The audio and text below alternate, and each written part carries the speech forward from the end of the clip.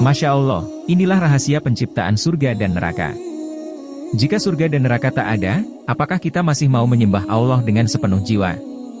Pertanyaan sederhana, jawabannya ya atau tidak.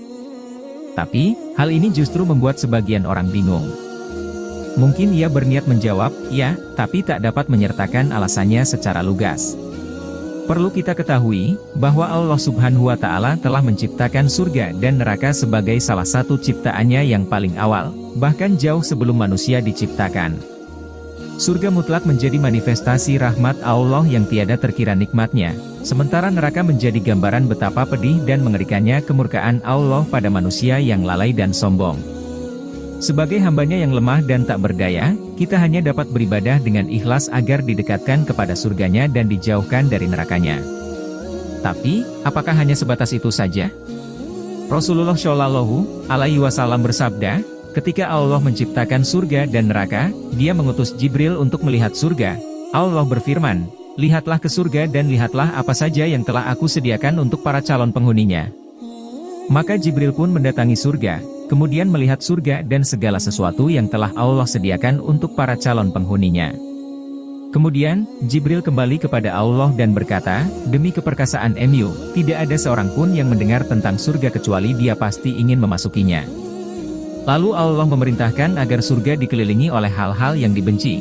Kemudian Allah berfirman kepada Jibril, kembalilah ke surga dan lihatlah apa yang telah aku sediakan bagi para calon penghuninya. Maka Jibril pun kembali ke surga. Ketika itu, surga telah dikelilingi oleh perkara-perkara yang tidak disukai. Kemudian, dia kembali kepada Allah dan berkata, demi keperkasaan MU, sungguh aku takut kalau tidak akan ada seorang pun yang dapat memasukinya. Allah berfirman, pergilah ke neraka, lihatlah segala sesuatu yang telah aku siapkan untuk para calon penghuninya. Maka dilihatlah neraka. Sebagian menghantamkan diri kepada sebagian yang lain. Lalu Jibril kembali dengan berita tersebut dan berkata, demi keperkasaan MU, tidaklah ada seorang pun yang mendengar tentang neraka kemudian ia berniat untuk memasukinya. Kemudian Allah memerintahkan agar neraka dikelilingi oleh hal-hal yang diinginkan oleh hawa nafsu. Allah pun berfirman, kembalilah ke neraka. Jibril pun kembali ke neraka.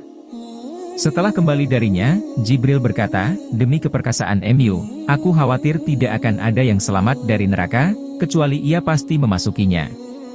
Dari hadis tersebut, dikatakan bahwa setiap manusia yang mengetahui keadaan surga, pastilah benar-benar ingin memasukinya dan kekal di dalamnya.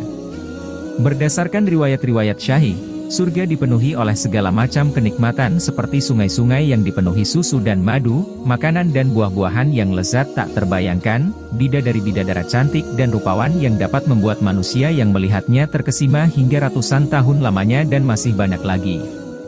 Sayang sekali, Allah telah memerintahkan surga untuk dikelilingi oleh perkara-perkara yang dibenci oleh syahwat manusia, seperti kewajiban beriman kepada Allah, beribadah pagi hingga malam dalam keadaan suci dan ikhlas, berpuasa, amar ma'ruf nahi munkar, berjihad dan semacamnya. Inilah yang membuat malaikat Jibril khawatir bahwa tidak akan ada seorang pun yang dapat memasukinya.